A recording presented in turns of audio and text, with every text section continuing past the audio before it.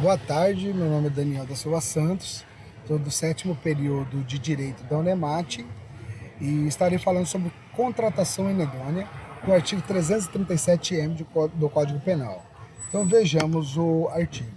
O artigo traz no seu caput o seguinte: admitir a licitação, empresa ou profissional declarado inidôneo, a pena é de reclusão de 1 ano a 3 anos e multa.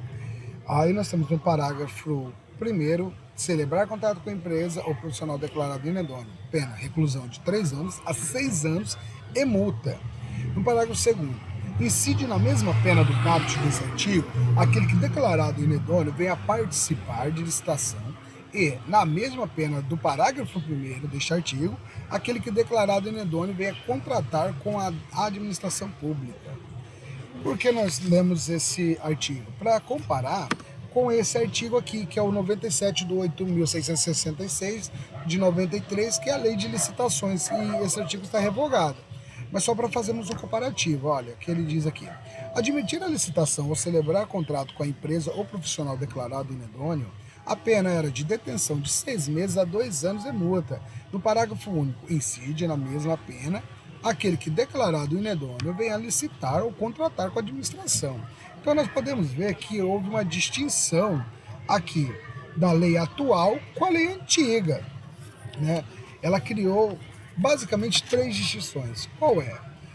Lógico, alterando as penas, mas também fazendo algumas distinções importantes para o artigo, que é o agente, né, aquele que admite a empresa ou o profissional participar, ele já fica aí, se condenado, com uma reclusão entre 1 ano a 3 e multa.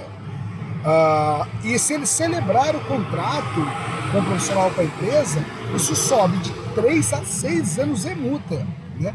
Então nós podemos ver que a alteração não foi só nessas distinções ou nessa explicação mais detalhada, mas que ele saiu de detenção para reclusão e majorou, né, substancialmente a questão da pena. E o profissional e a empresa que também contratar, como está escrito lá como está escrito ali no parágrafo único do artigo 97 revogado, da Lei 8.666, a empresa ou profissional que contrata com a administração pública, ela também fica à mercê do caput, que é de 1 ano a 3 e multa de reclusão. Tá? Então ela majorou essas penas de forma, vamos dizer assim, excessiva, né? Porque não se tem o hábito de majorar tanto assim uma pena, mas isso tudo visando a proteção do bem público, né? E saiu de detenção para reclusão. Bom, agora nós entraremos na classificação geral do artigo, tá?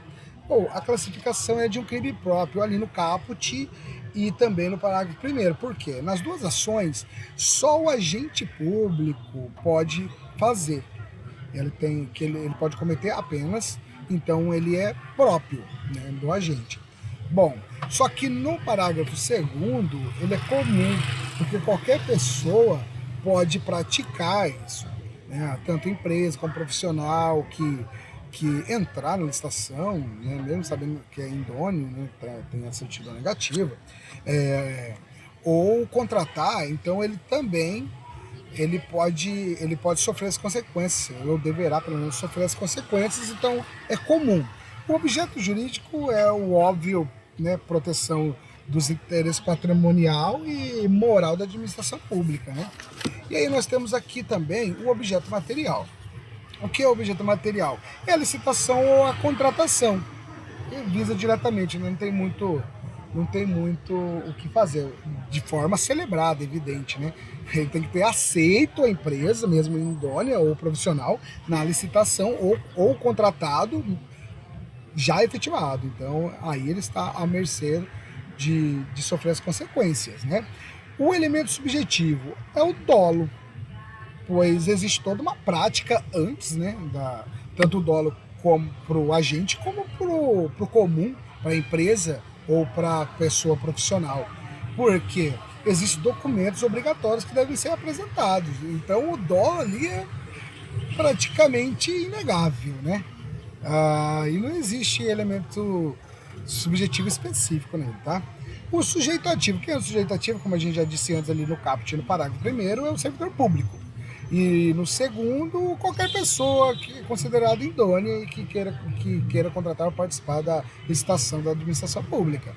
O sujeito passivo vai depender.